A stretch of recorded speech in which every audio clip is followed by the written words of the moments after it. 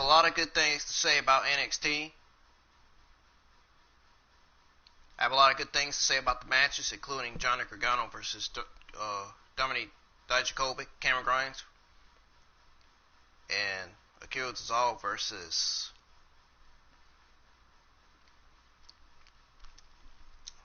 Jack Gallacher.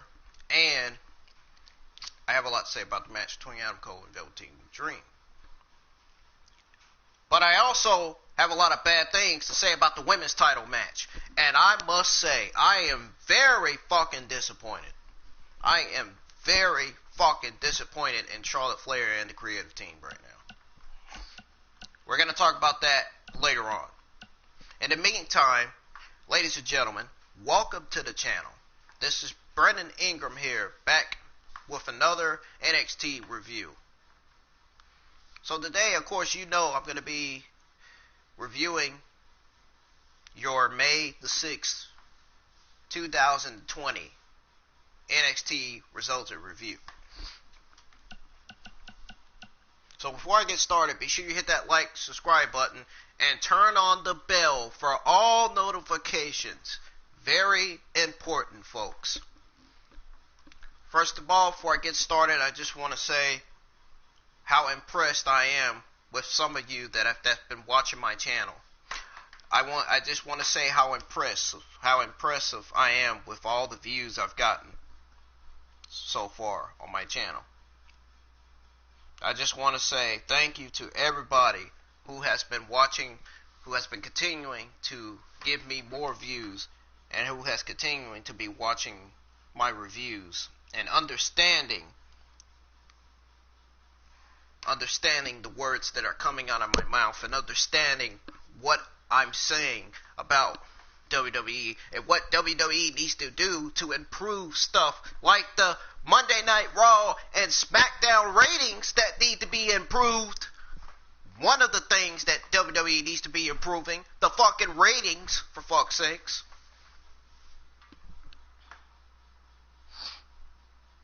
Anyways, yes, I am impressed with how many views I've got on my channel. Folks, I got 6,262. No, actually, no, wait a minute, change that. 6,632 views. Folks, I am very fucking excited for that. That's a lot of fucking views I've gotten over the last few months.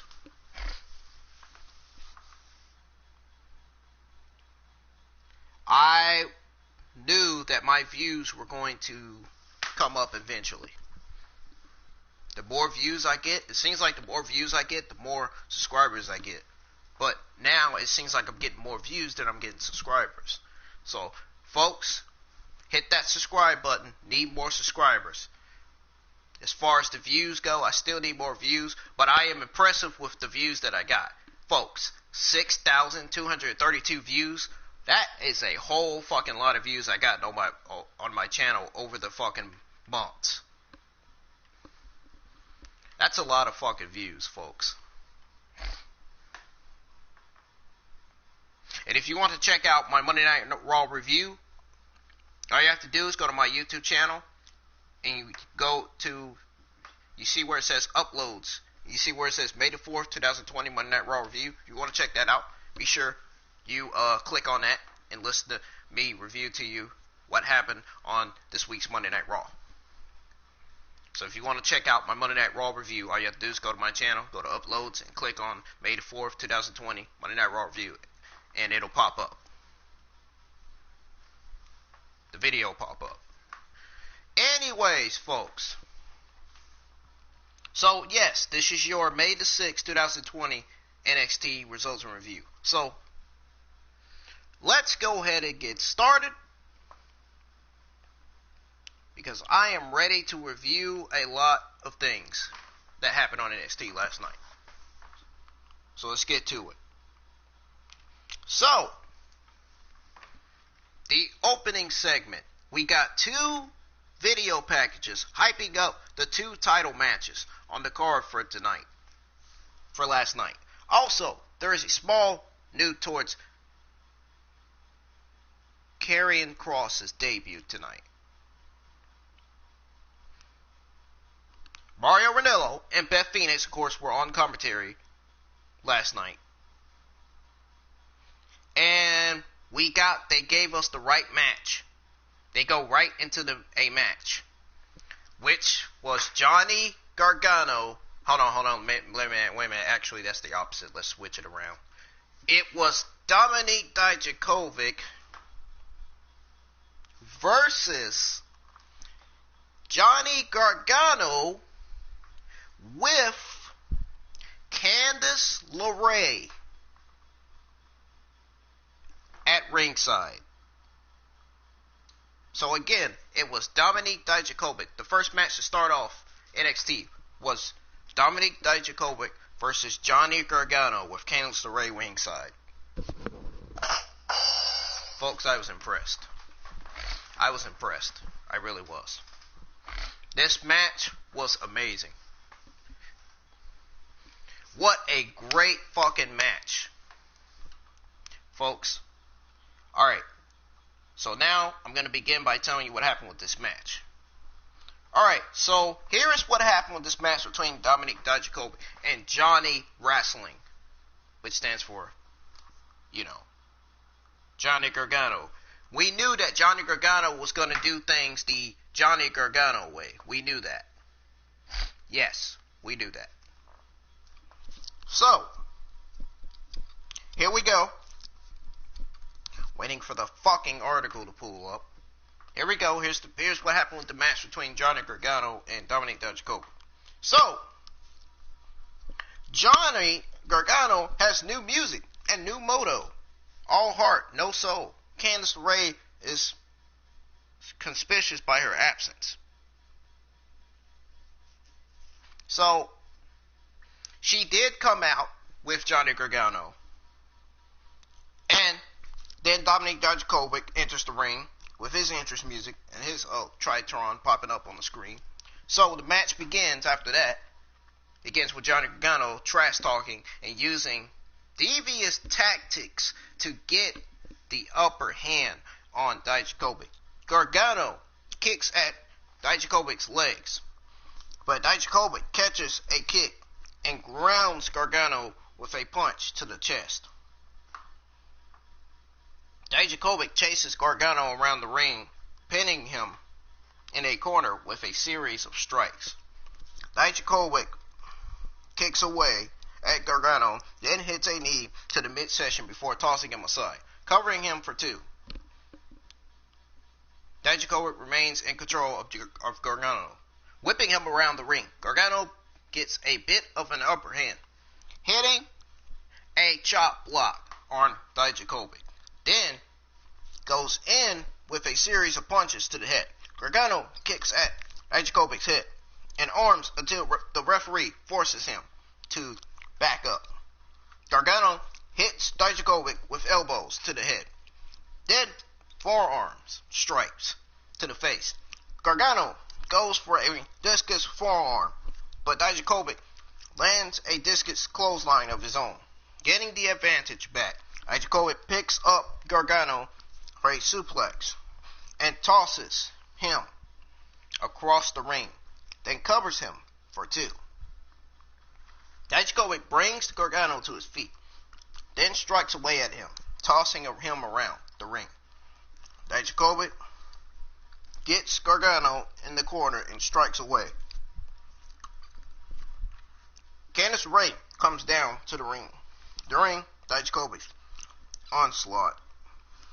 And as you can see on the screen, I have Candice LeRae's heel character. If you look, it's on the right side of the screen, on where it says computer, on where it says manager too. Yeah, Candice LeRae comes down to the ring during Dijakovic's onslaught. Dijakovic tells Candice that this match is none of her business. During this distraction, Gargano tips Dijakovic over the top rope and sends him to the ground. Then he follows up with a top dive into Dijakovic on the outside. Candice rushes to his side to check on him as they go to commercial break. So back from commercial break, Gargano has a headlock. He hits a headlock on Dijakovic. In the ring, Dijakovic fights him off and strikes away at Dijakovic's midsection. Dijakovic comes back with forearm strikes. Gargano catches a kick from Dijakovic and runs the ropes, but Dijakovic lands a cyclone kick on Gargano, covering him for 2. Candice grabs Gargano's hand to try and stop Dijakovic from dragging Gargano to the middle of the ring. Dijakovic is able to pull Gargano and slam him down. Gargano rolls up Dijakovic for 2. Then goes for a super kick. Dijakovic catches the kick and goes for a feast your eyes. Gargano blocks and kicks Dijakovic's injured knee, then covers him for 2. Candice gets on the apron and distracts the ref. Gargano tries to remove the turnbuckle padding. The ref puts it back, and Dijakovic catches Gargano and hits a chop slam bomb, covering Gargano for 2. Dijakovic goes to climb the top rope, where Gargano stops him and goes for a sunset flip on Dijakovic. Dijakovic blocks it and flips from the top rope, but he lands on his knee, on his bad knee. Gargano runs at him, but Dijakovic catches him with a super kick. Dijakovic gets Gargano in the corner. Dijakovic goes for a feast your eyes from the corner. Gargano takes the turnbuckle pad from the turnbuckle, while Dijakovic is trying to get Gargano out of the corner. Dijakovic sets up Gargano for a powerbomb, but Gargano punches at Dijakovic's head and sends Dijakovic's face first into the exposed corner. Gargano hits a dazed Dijakovic with his slingshot DDT, which is now called One Final Beat. Gargano covers Dijakovic for 3. Gargano and Candice celebrate in the ring. So we got a recap of Imperium attacking Matt Riddle and Timothy Thatcher from last week. So, here we go, ladies and gentlemen.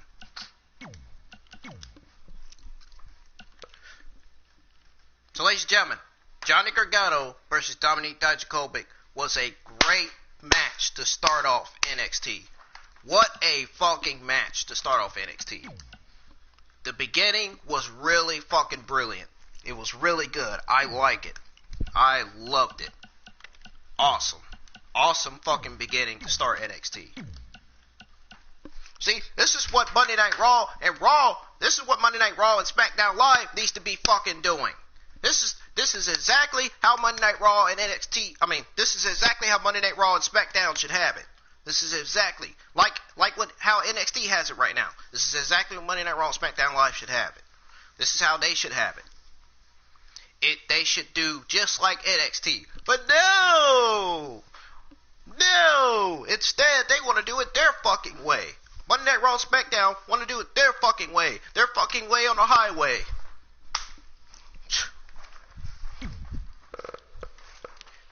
Wow. What a waste of time.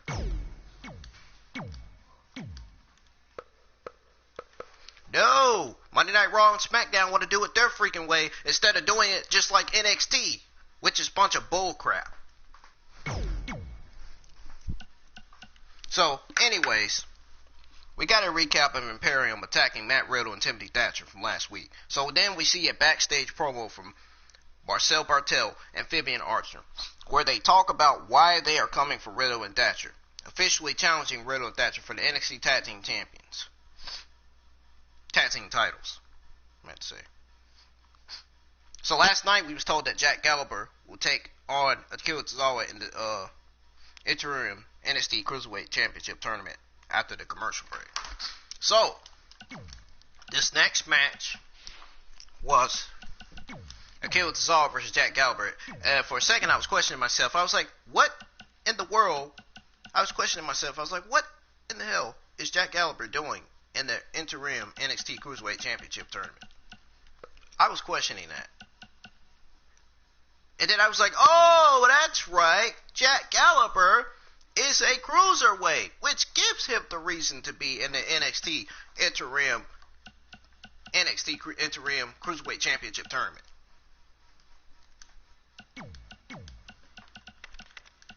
That's right. Oh, and not to mention, he did do some stuff to actually deserve to be in that tournament. Jack Gallacher should have been in that tournament since it first begun. Let's be honest, the tournament began like last week. No, actually, no. The tournament had begun last month. He should have been in it the first time it started. But you know how WWE do, the WWE creative team and the writers do. You know how that shit goes, so you know they're gonna do stuff their freaking way. They don't want to give the fans what WWE doesn't want to give the WWE Universe what they want. Instead, they want to give the WWE Universe what the WWE wants. What they want to freaking do.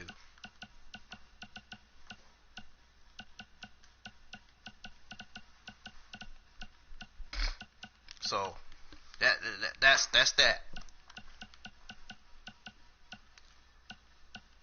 This next match I was impressed with too. I think we saw Akira Tozawa. I think we saw this match before. Akira Tozawa versus Jack Gallacher. Yeah, we saw this match before. I believe we have. I think we have saw this match. I think this match took place in 205 Live before this match between Akira Tozawa and Jack Gallacher. I think at the time when Jack Gallacher was a heel still. I don't know. Anyways, ladies and gentlemen, here's what happened with this match between gentleman Jack Gallacher and Akira Tozawa. So here's what happened between these guys. So Gallacher stares down Tozawa. Gallacher and Tozawa both try to outspeed each other, with Gallacher hitting a Samoan drop on Tozawa and Tozawa hitting a German suplex on Gallacher. This match was getting impressive really quick last night. That match was getting really fast real quick. It was real fast-paced action. So Tozawa goes to the top rope early and signals for his 450. Gallacher rolls out of the ring, so Tozawa drops to the mat and goes to hit a dive on Gallacher on the outside. Gallacher catches Tozawa with a forearm to the face when Tozawa goes to dive, stopping Tozawa cold. Back in the ring, Gallacher manipulates Tozawa's wrist, but Tozawa gets to his feet and hits a Frankensteiner on Gallacher. They both get back to their feet, with Gallacher locking in a headlock. Tozawa forces both men over the top rope and to the outside. Gallacher and Tozawa fight on the apron. Gallacher tries to hit a power slam on Tozawa on the apron, but Tozawa reverses into a DDT on the apron on Gallacher. Back in the ring, Tozawa hits a senton from the top rope on Gallacher for the 3 count. Oh, that's right. Gallacher was in the tournament because Phantasma defeated him. I forgot. That's right. Oh, I just remembered. Anyways, Gallacher and Tozawa fight on the apron. Gallacher tries to hit a power slam on Tozawa on the apron, but Tozawa reverses into a DDT on the apron on Gallacher. Back in the ring, Tozawa hits a senton from the top rope on Gallacher for the 3 count. By the way, the match between Phantasma and Gallacher happened at the end of last month, I believe, on NXT. Let's be honest. I think this match was way better than the match between Phantasma and Gallagher, because the match between Phantasma and Gallagher seemed like he didn't do much. Phantasma seemed like he did a lot more than what Jack Gallacher did against him. Anyways, this was a good victory by Akira Tozawa. I like how they're building up Akira Tozawa in this tournament. I like how they're letting Akira Tozawa getting these wins in the tournament. We could see a Akira Tozawa versus Swerve Scott match. We could see a match between those two in the tournament. You know, Isaiah Swerve Scott, Swerve's house, that guy. The Strawberry Moon, Akira Tozawa. So, after Akira Tozawa's victory, we were reminded last night about Finn Balor being in the arena that night to address his attacker in the title match between Velveteen Dream and Adam Cole. I gotta admit, that promo Finn Balor cut, I gotta tell y'all how amazing that promo was. We're gonna get to that later. Anyways, so they go to commercial break. Back from commercial break, we see how WWE and other sports organizations are participating in the Real Heroes project. Charlotte is shown backstage getting ready for that title match between her and Io Shirai. For that title match that I'm very freaking disappointed about.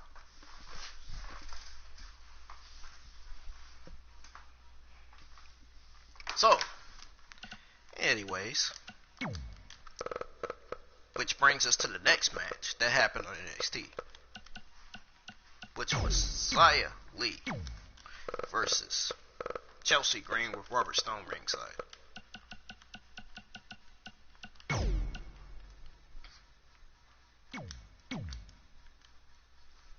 So, here's what happened with the match between Xia Li and Chelsea Green last night. So, Chelsea Green used her decorative skirt to throw at Lee and tried to get the advantage. It doesn't work, as Lee is able to take the upper hand with a snapmare and a clothesline. Lee grounds Green with a series of kicks. Suddenly, Aliyah is outside the ring, trying to interfere against Lee.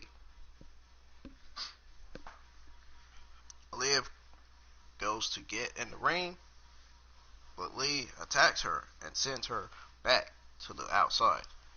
Green takes advantage of the distraction, hits the Impretty, then covers her or three. Let me remind you that the reason why Chelsea Green picked up a victory over Xia Li was because of the help of Aliyah. For fuck's sakes. All Chelsea Green won all because of the help of Aliyah. That's the whole reason why she won. She basically cheated. No offense, Chelsea Green, you basically cheated. You cheated and you know it. You cheated by having Aliyah coming out distracting Xia Li just so you could hit that Impretty to pick up a victory over her. You wanted to win in the cheapest way possible. So after the match, a grounded Aliyah is offered a hand by Robert Stone. Aliyah accepts and gets to her feet. Well, I think she was offered a hand by Robert Stone. Of course, she accepts and gets to her feet, with the implication that Robert Stone may be trying to recruit Aliyah into the Robert Stone brand.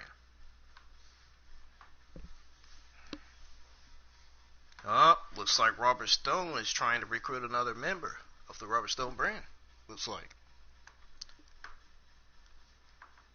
He should have been recruiting Deonna Purrazzo. That way we could see a tag team stable formed with Deonna Purrazzo and Chelsea Green. It should have been the part where Deonna Purrazzo should have been recruited. Bet Deonna Purrazzo would agree with this. So after the match, I already did explain all that. Never mind. Anyways, so after Chelsea Green's cheated victory over Xia Li, I feel so bad for Xia Li. I'm going to take to Twitter to talk about how good she did in the ring. Mention her name. Make her feel better. Anyways, after the match, I'm going to actually remind her how good she is anyway, too. Azalea Lee, yeah, I'm going to remind her how good she is in the ring. Anyways, after the match, after Chelsea Green's victory, Velveteen Dream is backstage saying that the time is coming for the two of them to clash. Dream tells Cole that it is dream over for Cole. He claims that it's dream over for Cole. Obviously, last night we saw the opposite.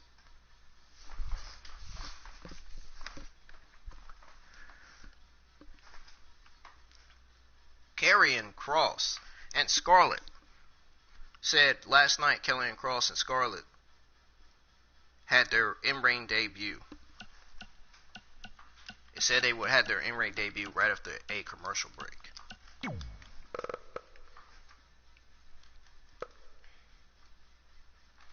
So last night after the commercial break, they showed us right into Karrion Kross's debut. Which the Karrion Kross I'm talking about is this guy.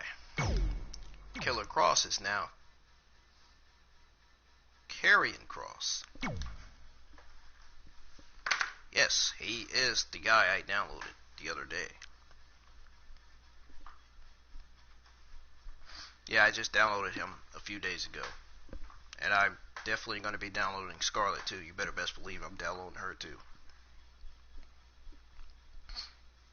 So it was the in-ring debut of Karrion Kross with Scarlett versus Leon Ruff. This is the second time we've seen Leon Ruff on TV. First time we've seen Leon Ruff on TV was that he lost to Sheamus. Now the second time we're seeing him on TV, now he lost to Karrion Kross, and I'm going to tell you how he lost to Karrion Kross. Kross hits two Doomsday Sados, dropping Ruff on his head with them. He locks in the Kross jacket, and Ruff taps out immediately. That was a great, successful debut of Killer Kross. They should have just referred to him as Killer Kross instead of Karrion Kross. Whatever the fuck they referring him to. They should have just kept his name Killer Kross instead of Karrion Kross. I don't like how they changed his name. I don't like that. That was not cool at all.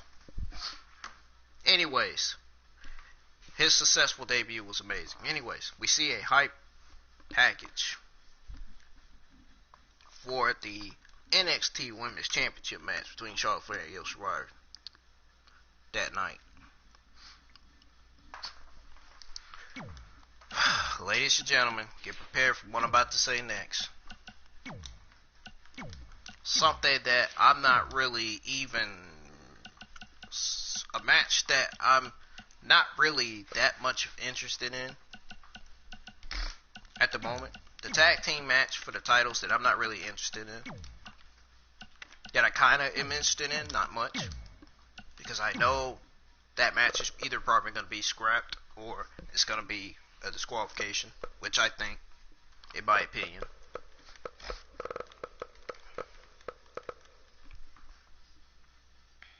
So, backstage. Backstage, Matt Riddle and none other than his so-called new tag team partner. Yes, I said tag team partner. Yes, I did say that. And if anybody has a freaking problem with it, well, you know what to do. You know. Well, you know what to do if you have a problem with it. I'm pretty sure you already know. If you have a problem with it, you can always click off of this review. Yeah. Oh yeah, you can also go suck a dick too. Anyways.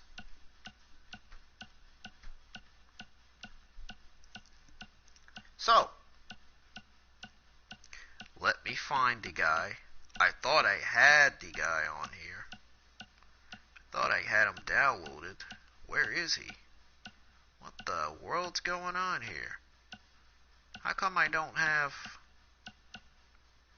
I thought I had Timothy Thatcher on here.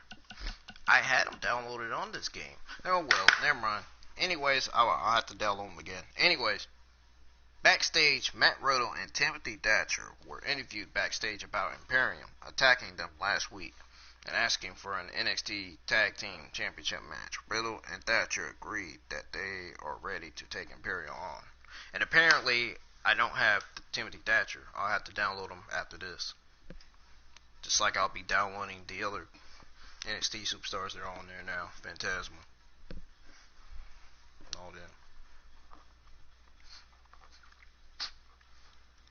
I'm not really interested in this tag team matchup. It's clear that they're going to let. It's clear that Matt Riddle and Timothy Thatcher are the favorite to win the titles, to retain their titles. In other words. So, anyways, here we go. The NXT Women's Championship match between Charlotte Flair and Io Shirai for the NXT Women's Championship match. Folks, I just want to freaking say I am very freaking disappointed in what occurred at the end of the match. I was not happy with what occurred. I was not fucking happy with what occurred with the match between Charlotte Flair and Io Shirai. I am disappointed in the WWE creative team, and I'm most certainly disappointed in Charlotte Flair herself. She could have gave Io Shirai the opportunity to beat her to win that title. And what did she do? I'll tell you at the end.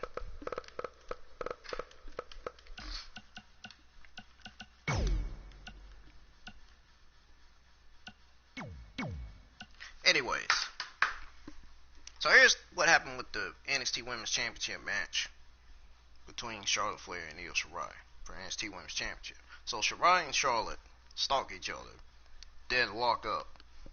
Flair gets Io in a headlock, getting her to her knees. Yes, folks, she was getting her to her knees. Getting her to her fucking knees. Shirai fights out, but Charlotte takes Shirai down with a shoulder tackle. Shirai uses her speed to get the upper hand on Flair. Flair mockingly applauds her. Charlotte gets in the figure 4 head scissors on Io. First of all, what gives Charlotte Flair the balls to freaking show up on Monday Night Raw when she's not even on the Monday Night Raw roster anymore? Why do they... Hey, hold on. My other question is to WWE, why do they have Charlotte Flair showing up on both the Monday Night Raw and the NXT roster to begin with? Why? She's an NXT Women's Champion. Why do you have an NXT Women's Champion on the Monday Night Raw roster? WWE, that's what everybody else wants to freaking know. Apparently, you're not answering nobody's questions. Apparently, you're not on Twitter, you're not answering anybody's questions. Everybody wants to know why Charlotte Flair is on Monday Night Raw with the NXT Women's Championship. She should be on one brand and one brand only, and that's NXT.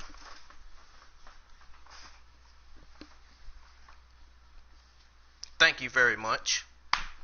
Anyways,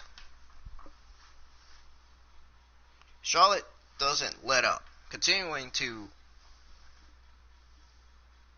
Io Shirai releases the hold. Charlotte lays into Shirai with chops, and Charlotte doesn't let up.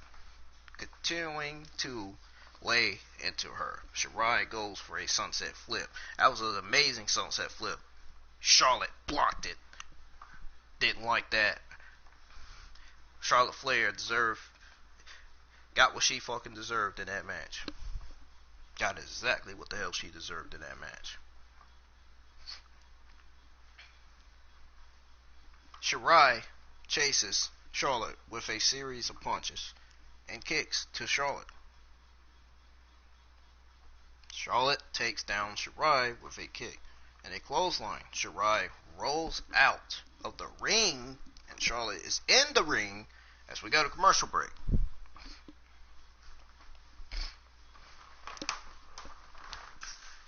So then back from commercial break. Hold up, I gotta shut this freaking door.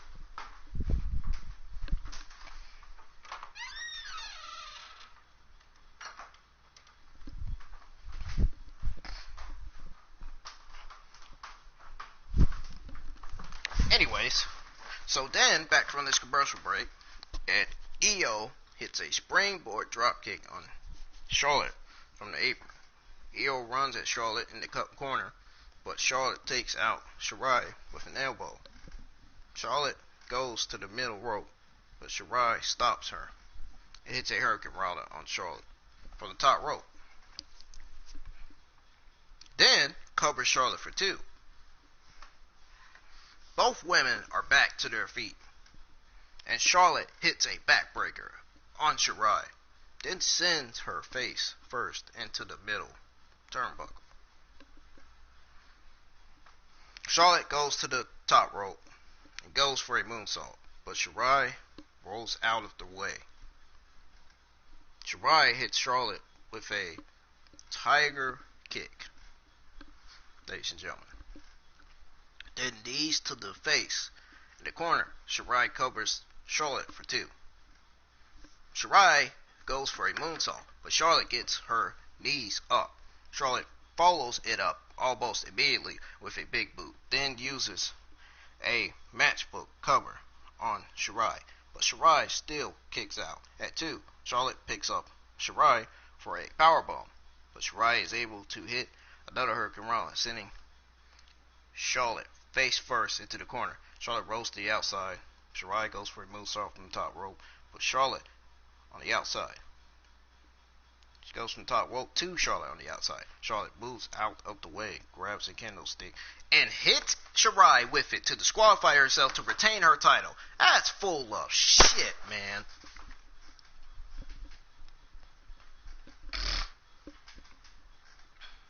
That's full of crap, man. What kind of freaking title match was that? Charlotte Flair hitting Io Shirai with a stick to retain her freaking title. The end absolutely freaking sucked. The end of the match absolutely sucked because of the fact that Charlotte Flair hit Io Shirai with a stick to retain her title. The beginning and the middle was good, but the end of the match sucked. It was absolutely garbage. The end of the match was absolutely garbage. The end of the match should have had Io Shirai as the new NXT Women's Champion. I didn't agree with that ending segment right there. I didn't agree with the end of the match. I absolutely disagree with the end of the match. That shouldn't have never happened. Yeah, the end of the match was absolutely garbage. Absolutely. Terrible.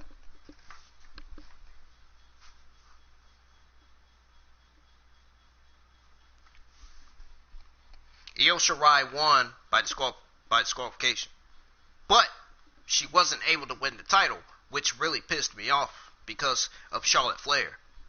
Io Shirai didn't piss me off. Charlotte Flair pissed me off because of the simple fact that, again, she hit her with a freaking stick to disqualify herself to win the title. Folks, why would you have an end of the match like that? It goes to show that this is one of the reasons why the Monday Night Raw and Friday Night SmackDown ratings are down, because of terrible garbage end matches like this.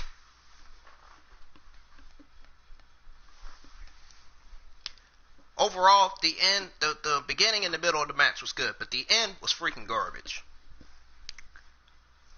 This is one of the reasons why the Raw and SmackDown ratings are down, because WWE can't get their matches right. The WWE can't give the superstars the right promos. They can't give the superstars what they want. You know, they can't get the fans what they want. You know. This is one of the reasons why the ratings are down. SmackDown, week after week after week, giving us bad promos, bad segments, bad matches, freaking bad backstage interviews, and all that. Same thing with Monday Night Raw. This is one of the reasons why the darn ratings are bad now. And not to mention, there's no freaking crowd in the arena because of the coronavirus.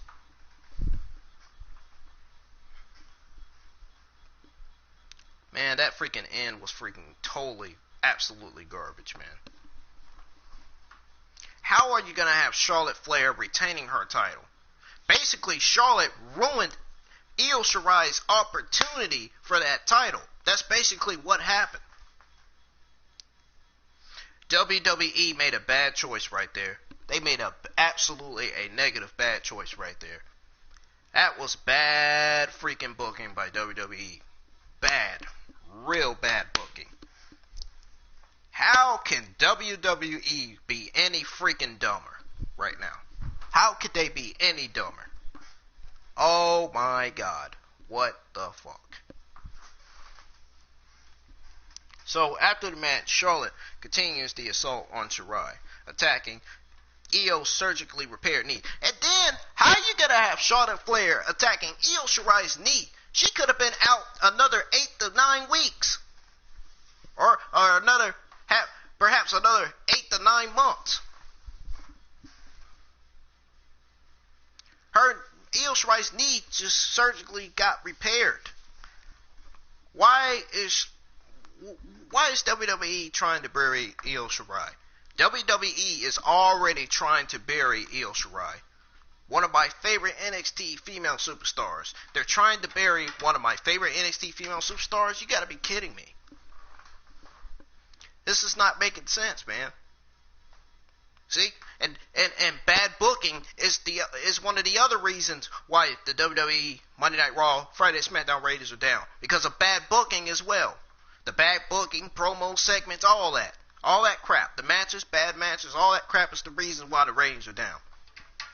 Like they are. Folks, you heard it. There you go. And you could take the blame on WWE for that.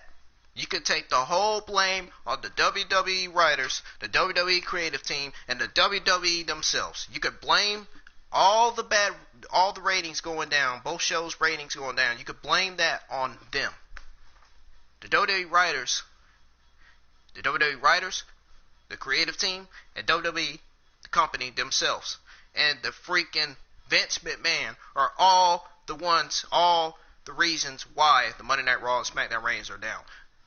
They are responsible for the Raw and SmackDown ratings being down and worse like this. And Vince McMahon want to sit there and laugh about what's going on with the ratings and all that. Now he wants to explain himself and all that. Man, Vince McMahon, you could just go take a hike and go shove it up yours. Seriously. Nobody wants to hear what old Vince McMahon has to say about the ratings. Obviously, this has something to do with the creative team and the writers not doing their freaking jobs.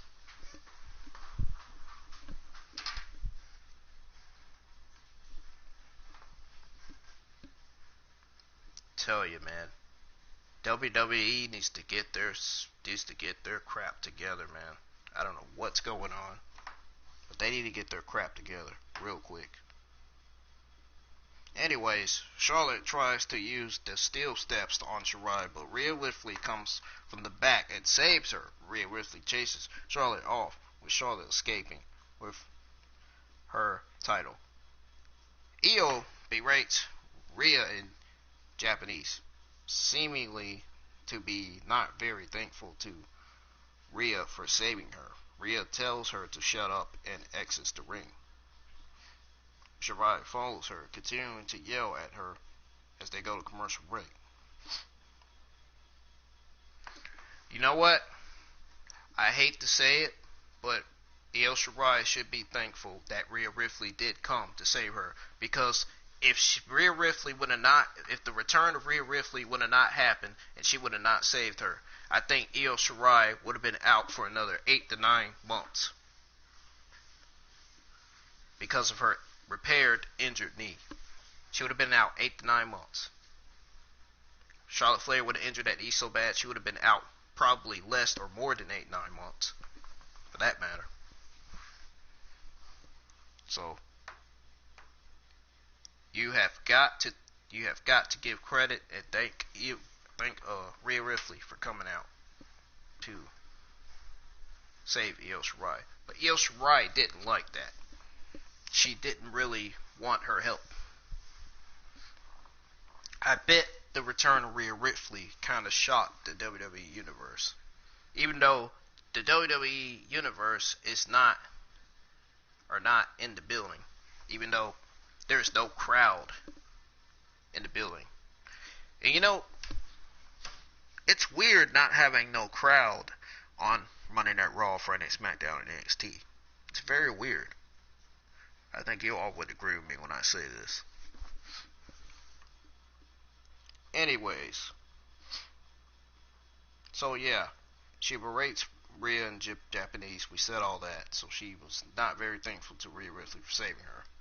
You know, Rhea told her to shut up and all that. So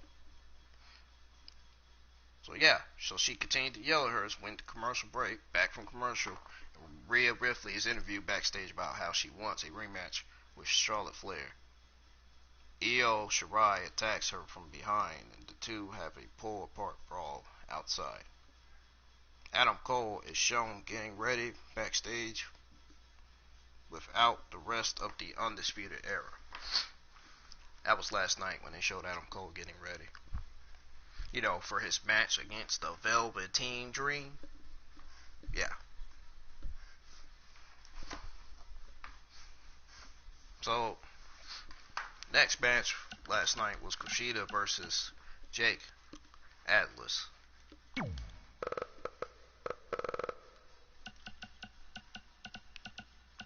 This match between Kushida and Jake Atlas was competitive. It was really good.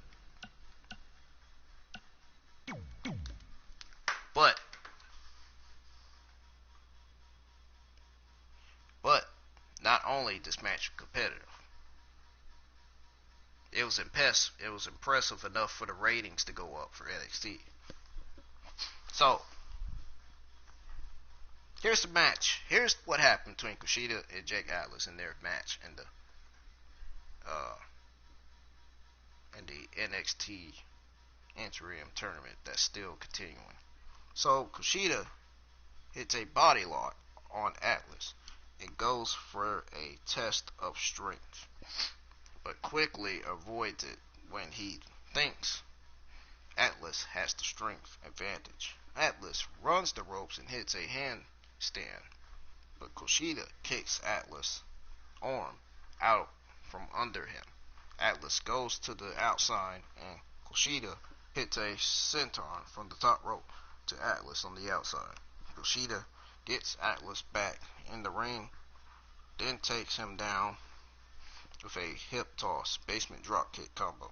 Atlas goes to the corner, and Kushida hits Atlas with a huge palm strike. Atlas hits Kushida with a pump kick, then a German suplex and a step up enziguri covering Kushida for 2. So then Kushida goes for a clothesline, but Atlas hits a backflip avoiding it. Then hits a neck breaker on Kushida. Kushida goes to the outside and Atlas hits a dive into Kushida on the outside. Atlas rolls Kushida into the ring and goes for a springboard maneuver, but Kushida catches Atlas with an armbar in midair, making Atlas tap out almost immediately. So, last night up next was Finn Balor. He said he will speak about his next move following his attack from 2 weeks ago, right after the commercial break. So back from commercial break and Finn Balor's music hits. Balor steps up to a panel at the top of the entrance ramp.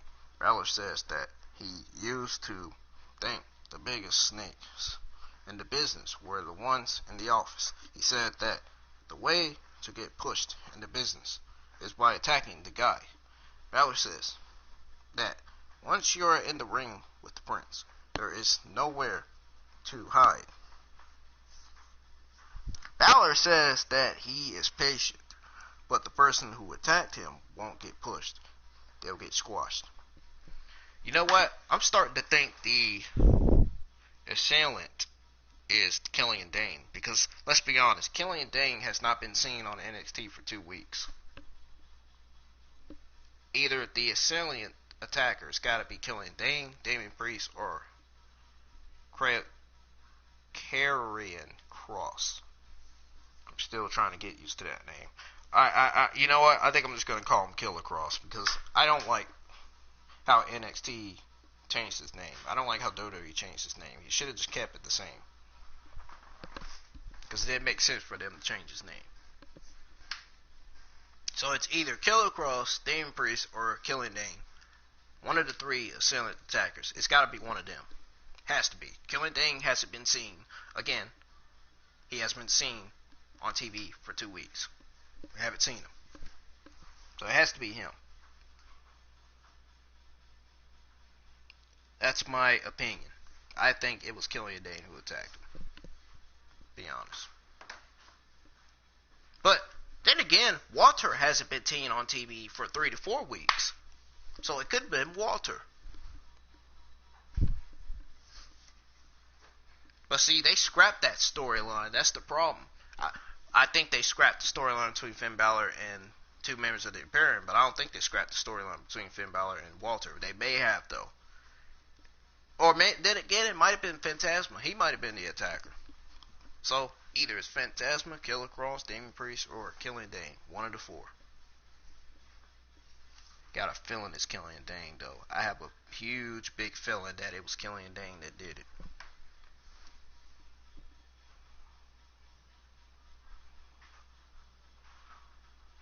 I mean, normally people that don't show up are the ones that don't be on TV for 3 or 4 weeks are the ones that do it. Normally the attackers. For real, that's true. The attackers that don't show up for 3 or 4 weeks on TV, WWE superstars that don't show up for 3 or 4 weeks are the ones that do it. So anyways, we're told that Matt Riddle and Timothy Thatcher would defend the titles, tag team championships against Imperium next week.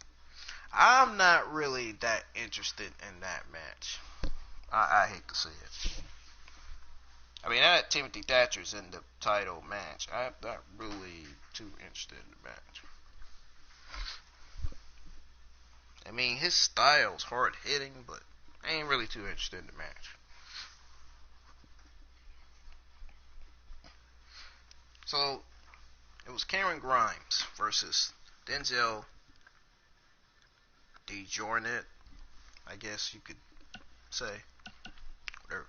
I mean, does his last name even make sense? Does Denzel's last name even make sense? That's my question.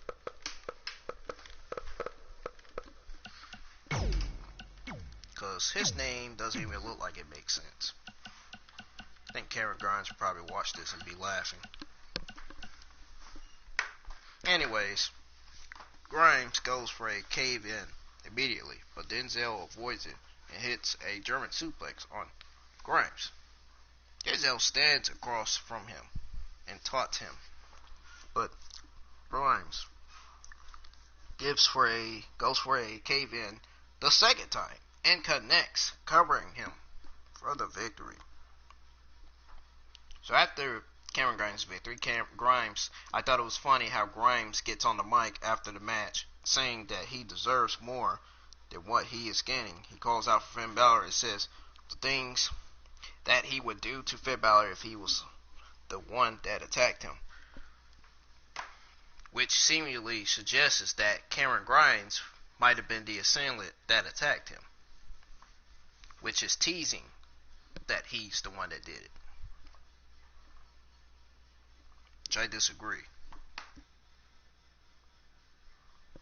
I don't think Cameron Grimes was the one that did it. So, speaking of Finn Balor, it's funny because speaking of Finn Balor, Balor comes out and challenges Grimes to act on his words. Grimes starts to walk away. He got scared. That bug got scared. He didn't want to get in the ring with Finn Balor. Then when Finn Balor came in there, stared at him in the eyes. He got scared as a freaking ghost. He got scared as a goose.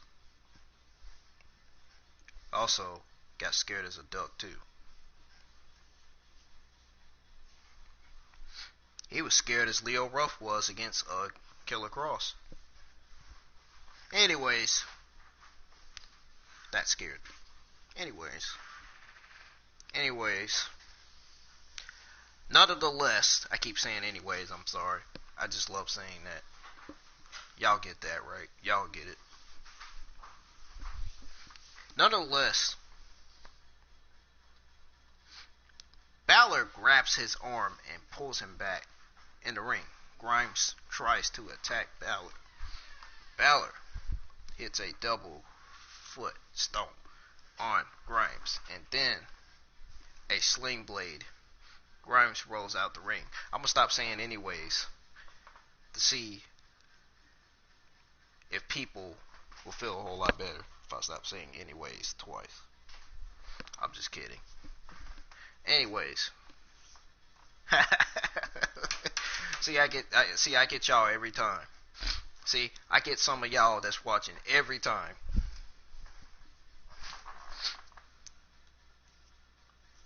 Man, that's the only words I can say. Or I could just say, moving on. I could just say that from time to time too. So, nonetheless, Balor stares down the camera and says, "There is a snake hiding in the tall grass back there, and the best way to kill a snake, chop off its head." Balor leaves the ring and walks to the back.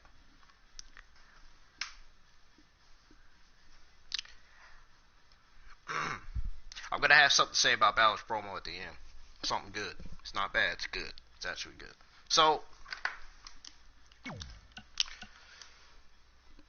we got a video package hyping up the match between none other than the former North American champion, Velveteen Dream, and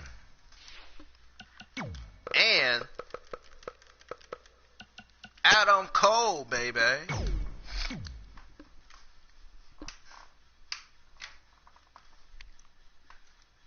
Adam Cole, baby. One of my favorite NXT champions of all time. Anyways,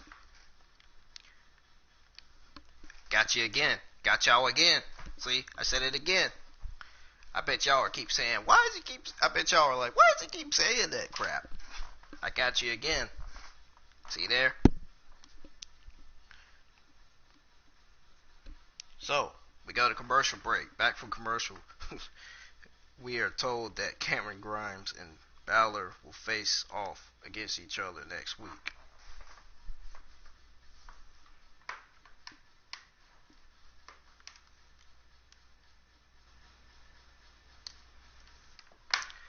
Sorry, I had to put it on blue for a second. Making sure my review was still live. It still is. From what I'm seeing. Alright. So not only will Matt Riddle and Timothy Thatcher be defending their NXT Tag Team titles against Imperium, also Finn Balor vs. Cameron Grimes will be next week too. So, which brings us to the main event of the evening last night.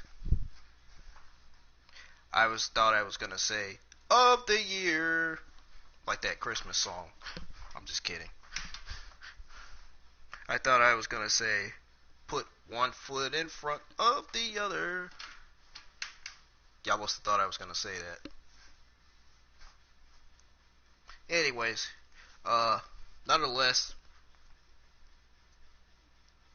so after they showed Finn Balor will face Cameron Grimes next week, after we was told that, they head right. Last night they were heading right to the, showing us the main event, which was the Velveteen Dream versus Adam Cole.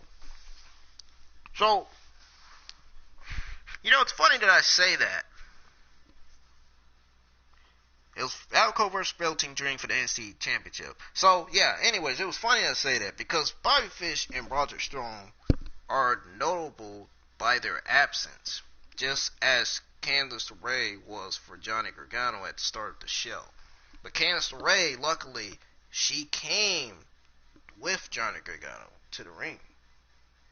Candice LeRae was there that night. She wasn't absent. She was there. Oh, NXT wasn't fully aware, though. Oh, but NXT didn't know that, did they? No! Candice LeRae was there because I watched the video on YouTube. See, NXT must think I'm stupid now. They can't fool me because Candice LeRae was there that night. They can't fucking fool me. Oh, you guys cannot fool me. NXT cannot fool me. Dream and Cole size each other up, with Velveteen Dream trying to play mind games, just like NXT was trying to play mind games with all of us thinking that Candice LeRae wasn't going to show up when she did, thinking Bobby Fish and Roger Strong was going to come to the ring, which they did. They can't fool me. Can nobody fool me? Just like nobody around this neighborhood can't fool me where I live. But Dream quickly slips Cole hard and brings the match to the outside.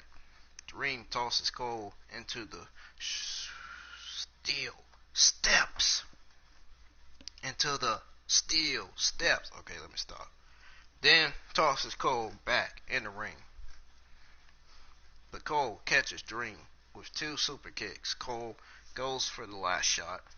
Dream catches Cole and hits a spine buster, covering Cole for 2.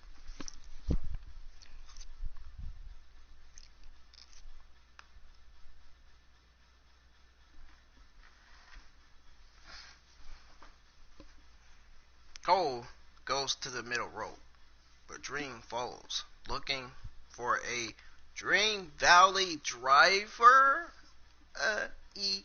Valley Driver-ish from the top rope. No, seriously, he looks for a Dream Valley Driver from the top rope. Cole falls to the apron, and Dream drops Cole on the top rope, face first, back into the apron. I just said drop top rope like 2-3 times. That's what it says on the article. Hey, don't blame me for saying it twice. Blame this article that they're on ringsidenews.com written on their website. Writing about NXT. Anyway. Cole gets to the second turnbuckle and goes for Panama Sunrise, which actually, speaking of Ringside News, I actually have respect for those guys on that site. Anyways, that right, I have respect for Ringside News that writes about what goes on in NXT on Friday SmackDown, on Monday Night Raw on their website. So, none of the less, once again,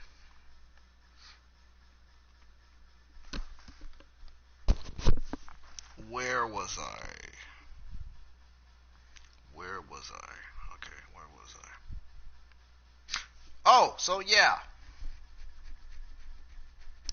Dream catch Cole and hits a spine buster, covering Cole for 2. Cole goes to the middle rope, but Dream follows, looking for a Dream Valley Driver from top rope. Cole falls to the apron, and Dream drops Cole on the top rope, face first, back to the apron. I think I've already read that. Cole gets to the second turnbuckle and goes for a Panama Sunrise. Yes, that's where I was at. Now I know where I remember where I was reading that now. Dream catches him and hits a reverse STO into a Dream DDT, covering Cole for 2. That's funny how he calls it a Dream DDT. Looks like the same DDTs that almost all superstars would use in the ring. So they went to commercial break. So back from commercial, and Dream is striking away at Cole in the corner. Cole kicks at Dream's legs, dropping him to the mat. Cole trash talks Dream from across the ring, but Dream hits Cole with a series of lariats. Dream goes back to striking at Cole, then hits a diving crossbody, covering Cole for 2. Dream gets Cole in position for a Dream Valley Driver, but Cole escapes. Dream hits a super kick on Cole, covering him for 2. Dream goes to the top rope and dives, but Cole evades. Cole catches Dream with a big boot and a backstabber, covering Dream for 2. Cole gets Dream in a fireman's carry, but Dream escapes and hits Cole with an uppercut. Cole hits a step-up enziguri on Dream, then an Oshigoroshi, covering Dream for 2. I love when Adam Cole hits that Oshigoroshi. That's one of the reasons why he's my favorite superstar. Is he? Oshigoroshi. And that freaking last shot in that Florida Keys. The Florida Keys! It's one of my favorite reasons why he's one of my favorite superstars. But when he hits that move. I love when Adam Cole hits the Florida Keys. Especially the Panama Sunrise. Anyways. Nonetheless, as I was saying, as I was reading here. So, yeah. Cole delivers an Oshigoroshi on Dream, covering Dream for 2. Cole continues to talk smack to Dream. That's a sign that Cole was playing mind games with Dream again. But Dream fights back. Cole sends Dream out of the ring to the outside. Thinking he was talking, thinking he was saying something to Dream while he was wrestling him. Anyways, yeah, he sends Dream out of the ring to the outside. Dream goes to the top turnbuckle and dives, but Cole hits Dream with a super kick. A super kick. The same super kick Tamina delivered to Bayley a few weeks back on Friday Night SmackDown. Oh, not to mention the same super kick that, let's see, who else? The same super kick that Uso hit on Kofi Kingston and Big E. Let's see, what else? The same super kick that, who else? Same super kick that, Jimmy and Jay Uso hit against Eric Rowan and Harper a few years ago on SmackDown Live, when it was once called SmackDown Live. A super kick that Carmella hit on Mandy Rose to win the match thanks to a distracting Sonya Deville. Distracting her own best friend that she's not best friends with anymore anyway. Anyways.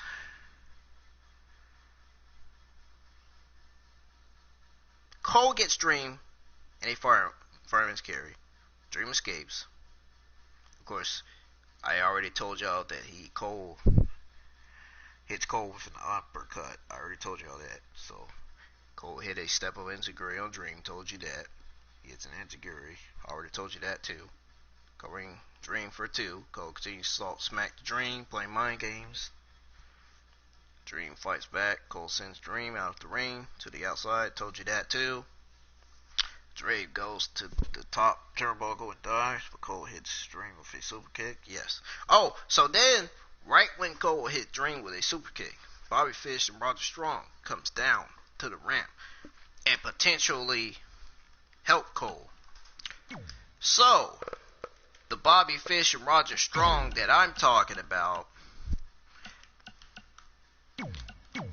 the kind of Bobby Fish and Roger Strong I'm talking about is this Bobby Fish. This kind of Bobby Fish. Not the Bobby Fish, not the Bobby Fish that fries fish. Not what that freaking genius, terrible gimmick that Matt Riddle cut it in the ring when they were feuding with Undisputed Era at the time. When him and Pete were feuding with them. You know, a fish that Bobby can't fry. Something Matt Riddle came up with. What the heck? Does that even make sense?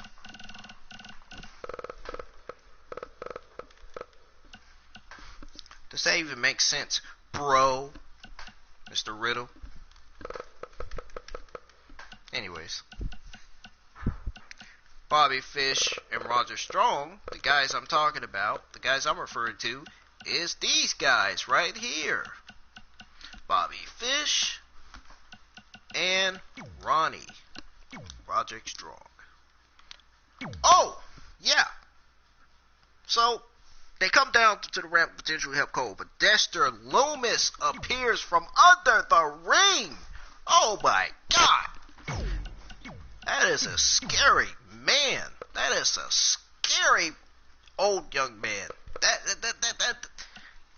Did you see the eyes of Dexter that last night? Oh my God.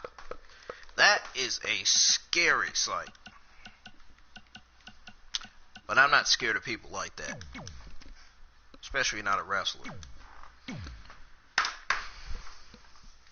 Dexter Lumis appears from under the ring and stops them from interfering. Lumis tosses Strong into the referee. Dream hits the purple Rainmaker on Cole and covering Cole. But the ref is not aware enough to count the pin because Dexter had, I think, Rand had bumped Bobby Fish, had made Bobby Fish bump into the referee. He bumped into Bobby Fish, then Bobby Fish bumped into the referee, and that's how, the referee was down.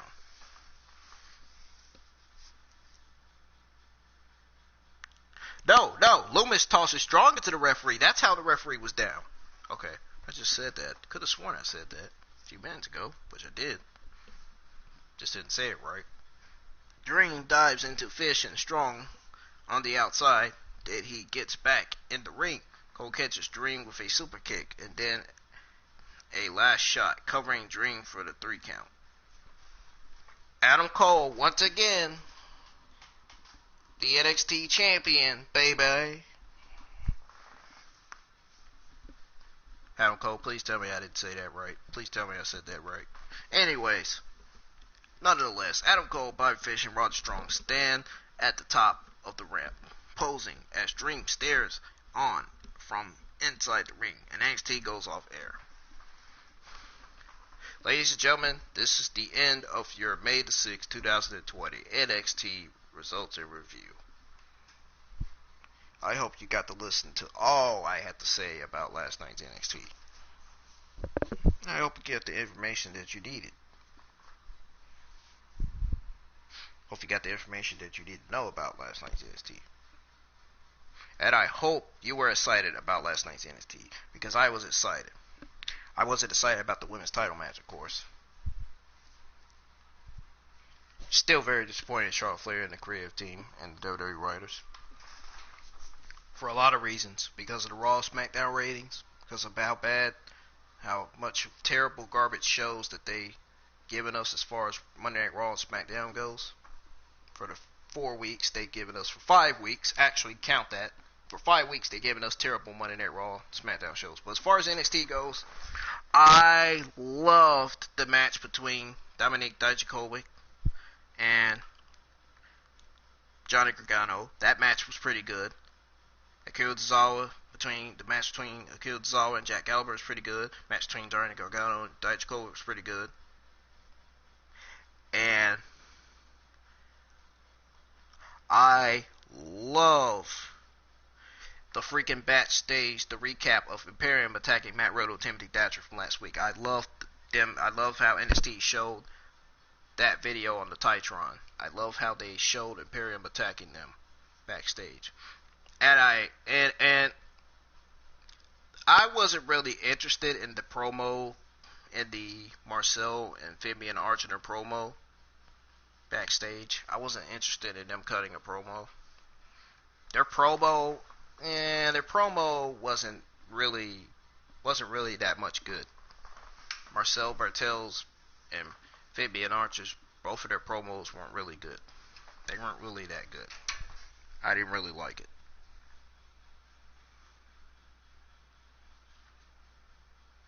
I love how they shown it. Io Shirai backstage getting prepared for the NXT Women's Championship. I love the match, and I did not like how they did the match between Xia Li and Chelsea Green.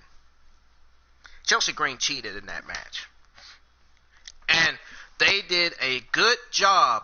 Most importantly, did a good job with the debut of Killer Kross with Scarlett, which happens to be Killer Kross's wife. And you know Candice LeRae. Candice LeRae happens to be Johnny Gargano's wife. Forgot to mention Candice LeRae. WWE continue to build up the heel Candice LeRae because you guys are doing an amazing job building up Candice LeRae. At least WWE's doing something right as far as building up Johnny Gargano and Candice LeRae, their heel turns, claiming that they're going to be Mr. and Mrs. NXT champions. That's a pretty good dream to achieve. That's a pretty good, that's a pretty good gimmick. That's a pretty good promo there. It's a pretty good saying. Leon Ruff absolutely got completely annihilated by the debut of Killer Kross. The debut of Killer Kross was good. The entrance, oh my god, the entrance was so cool. The Killer Kross and Scarlett entrance was so amazing. I actually enjoyed seeing that. I loved it. As far as the NXT Women's Championship match goes, the end was absolutely garbage. The start and the middle of the match was pretty good. The end was garbage because of what Charlotte pulled off at the end of the match. It goes to show that Charlotte Flair was scared to lose to Io Shirai. That right there showed that she was absolutely scared to lose her title to Io Shirai. She did that crap on purpose. Hit her with a stick to disqualify herself to retain her title. She did that crap on purpose. And I liked how Rhea Ripley came out and saved Io Shirai, because if she would have not came out, if the return of Rhea Ripley would not happen, again, Io Shirai would have been out for another few months. She would have been out with a leg injury again for another few months. So the match between Kushida and Jake Atlas was very, very competitive. The squash match between Cameron Grimes and Denzel Dejournette was pretty good. They're doing a good job building up Cameron Grimes for his match against Finn Balor. They're doing a good job building up Cameron Grimes, period. Which he should have been built up probably a long time ago.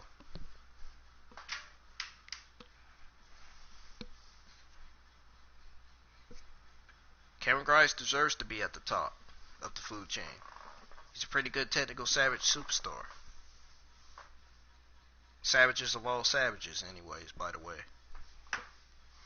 He is truly the savage of all savages. The cowboy. They should call him the cowboy. That's what they should call him.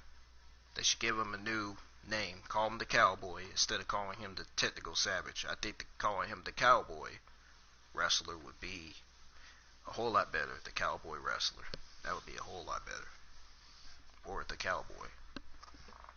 Just the cowboy. So, NXT Championship was pretty good. I love how Bobby Fish and Roger Strong came out to help their buddy Adam Cole against Velveteen Dream. But I love how Dexter Lumis came out the ring and just stared at Roger Strong and Bobby Fish. It's like, oh my god, look at the eyes of Dexter Lumis. It's like the guy would not let them get in the ring with Velveteen Dream. It just would not happen. So, Adam Cole retaining the title was a good way to end NXT. That was a good ending. That's how NXT should end. This week's NXT was brilliant and amazing. Great, amazing show on NXT last night. Ladies and gentlemen, thanks for watching. Have a good rest of your Thursday. And please avoid getting sick. Do what the government says. Wash your hands. Keep your hands clean. Very important. We want this coronavirus to go away more than you do. So,